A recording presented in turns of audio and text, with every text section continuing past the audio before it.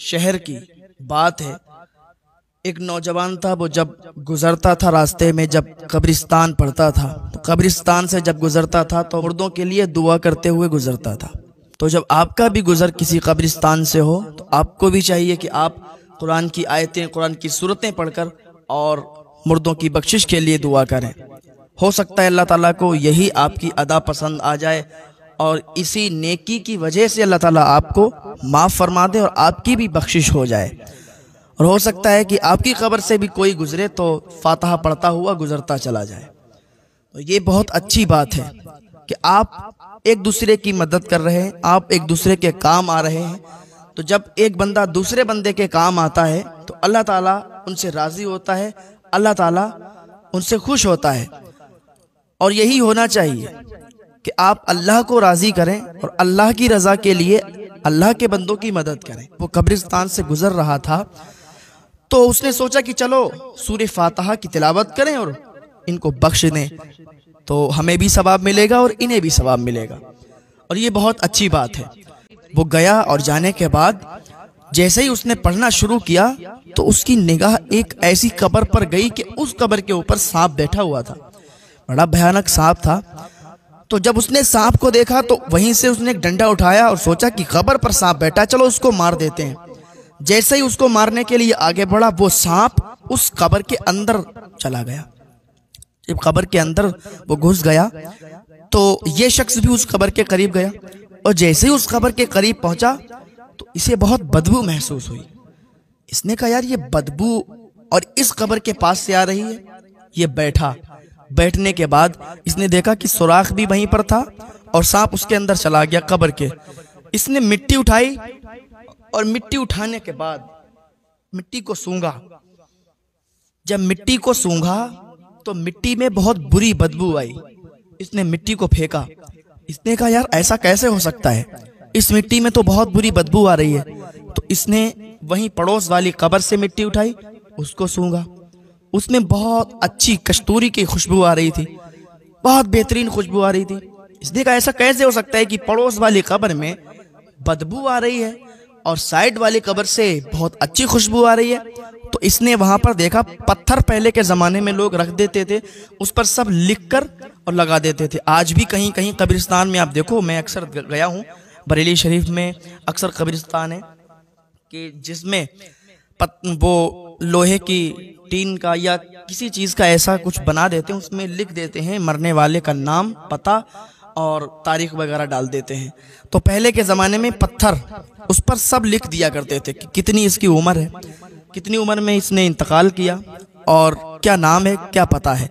उसने देखा पत्थर लगे हुए थे, उसी पत्थर पे उसका नाम, पता, एड्रेस सब लिखा हुआ था। उसको इसने पढ़ा। पड़ोस वाली कब्र पर देखा कि ये किसकी है, तो उसका भी नाम, पता, एड्रेस। तो इसने देखा तो वो दोनों बहनें थी। एक की उम्र 25 साल थी, एक की उम्र 20 साल थी। अब इसने सोचा कि चलो इसकी कहानी क्या है, इसके पीछे का रीजन क्या है, कहानी क्या है, मालूम करने के लिए इनके घर चलना पड़ेगा। वो चल दिया। चलते चलते इन्हीं दो लड़कियों का गांव आ गया। उसके अंदर उन्होंने जब तलाश किया तो वो घर आ गया कि लड़कियों का जो घर था वो घर आ गया। दरवाजा खटखटाया, टूटा फूटा घर था। दरवाजा खटखटाया, अंदर से एक बूढ़ी खातून निकल के आई और उनके साथ कोई नहीं रहता था, वो बूढ़ी खातून थी। इसने पूछा, अम्मा आप ही इस घर की मालकिन हो? कहा, मैं ही हूँ। बताओ क्या बात है, कहाँ से आए हो? कहा, अम्मा ये बताओ वो दोनों बेटियां आप ही की हैं?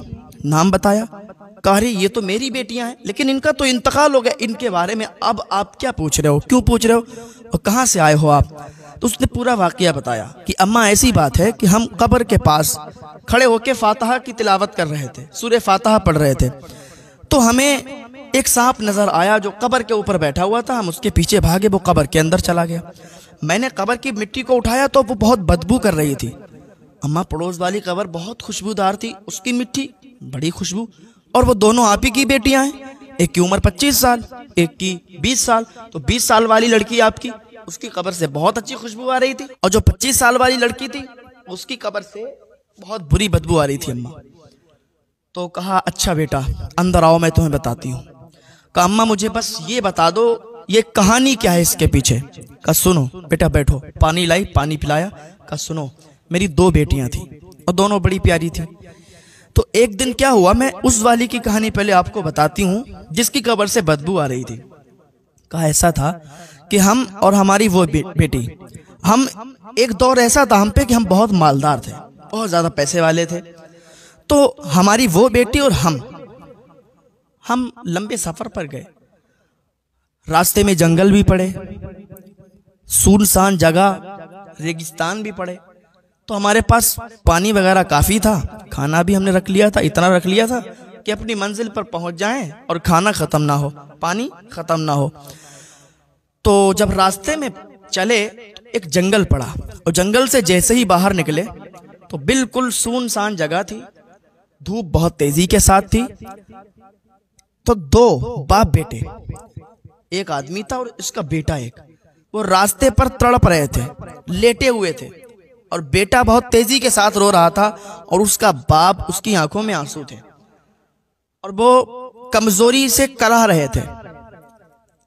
तो जैसे ही हमारी सवारी उनके करीब पहुंची तो वो रास्ते में थे, तो हमारी बेटी जो थी वो रास्ते में, अब उनको देखा तो सवारी से उतरी और उनके पास गई।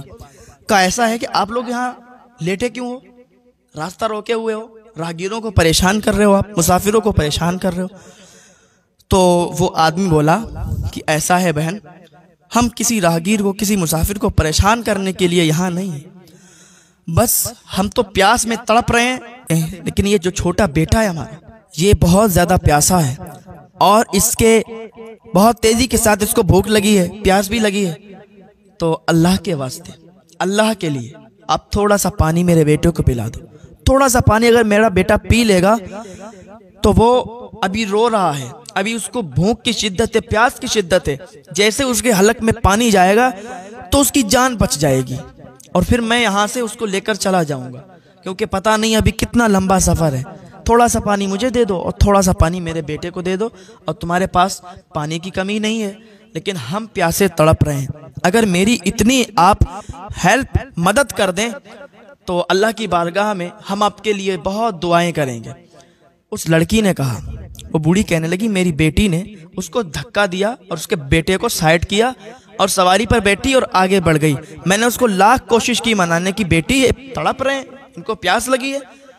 और अल्लाह ताला उस बंदे को बहुत ज़्यादा पसंद करता है कि जो अल्लाह के बंदों की मदद करता है। और इस टाइम ये प्यासे हैं बेचारे, तड़प रहे हैं, मर जाएंगे, इनको पानी दे दो। मेरी बेटी ने मेरी बात नहीं मानी और चल दी, कहा नहीं देंगे, क्योंकि उसको पैसों का घमंड था, तकब्बुर था बहुत ज़्यादा। उसने पानी नहीं दिया। हम अपनी मंजिल पर पहुंच गए, यहाँ तक कि जब वापस आए तो क्या देखा, वो दोनों बाप बेटे मर गए थे, मर चुके थे, क्योंकि इधर से जब हम जा रहे थे वो तड़प रहे थे। अगर 2 घूंट उनको पानी मिल जाता तो उनकी जिंदगी बच जाती। मेरी बेटी ने उनको मार दिया, मेरी बेटी ने उनको पानी नहीं दिया। लेकिन मेरी बेटी तो इतनी मनहूस थी कि इसकी वजह से वो दोनों बाप बेटे मर गए, लेकिन इसको कोई पछतावा नहीं हुआ, कोई पछतावा नहीं हुआ, बल्कि और खुश हो गई कि देखो मेरे पैसे और मेरी दौलत और मेरा पानी मैंने इसको नहीं दिया, इसकी डेथ हो गई, मर गए दोनों। अगर हम इनको पानी देते थे तो इनकी जान बच जाती।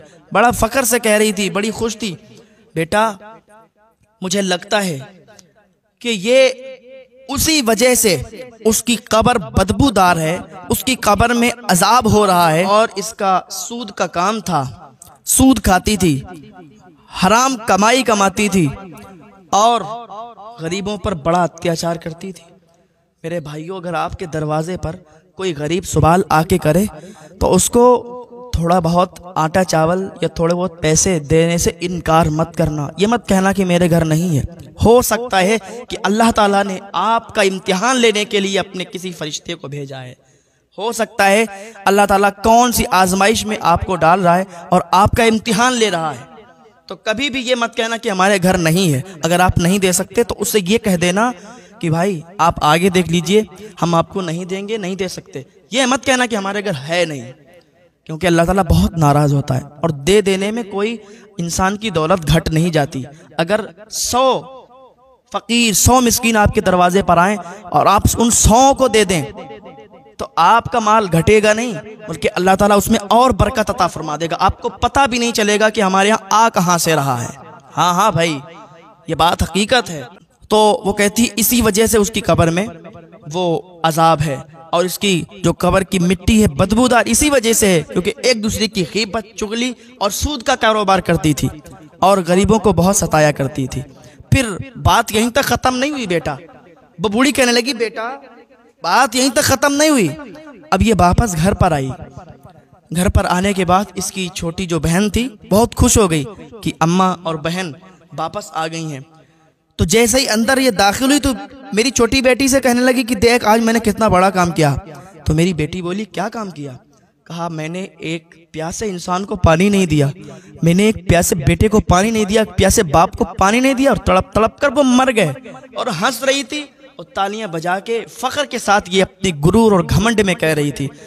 छोटी बेटी ने जब इतना सुना सर पकड़कर बैठ गई। कहा तुझ पर लानत हो, तू कैसी है? तूने दौलत के घमंड में, गुरूर में आके तूने 2 लोगों की जान ले ली, तूने 2 लोगों की हत्या कर दी। अरे तौबा कर तौबा, अल्लाह का अजाब ना तुझे पकड़ ले। वो कहती है, वो बूढ़ी कहती है कि मेरी बेटी पर कोई असर नहीं हुआ। वो और खुश थी, फख्र के साथ करी थी कुछ नहीं होगा।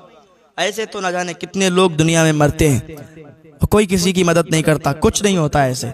और वो फख्र के साथ कह रही थी। तो छोटी बेटी पर इस बात का इतना असर हुआ कि मेरी छोटी बेटी ने फौरन जमीन पर घुटनों के बल अल्लाह की बारगाह में हाथ उठाकर दुआ की, मौला माफ फरमा दे, मौला कहीं इसकी नहुसत की वजह से मुझ पर भी अजाब ना आ जाए, तो मुझे भी ना पकड़ ले, या अल्लाह माफ फरमा दे। मैं अपने सच्चे दिल से तौबा करती हूँ, मैं तमाम गुनाहों से तौबा करती हूँ, मुझे माफ फरमा दे। फिर उसने एक मामूल बना लिया। महल्ले में एक गरीब घर था, 2 बच्चे थे छोटे छोटे। तो मेरी बेटी क्या करती थी कि अपने हिस्से का आधा खाना उन तक पहुंचा देती थी, आधा खाना उनको दे के आती थी। और जब तक वो जिंदा रही तब तक मेरी बेटी ने उनको खाना पहुंचाया।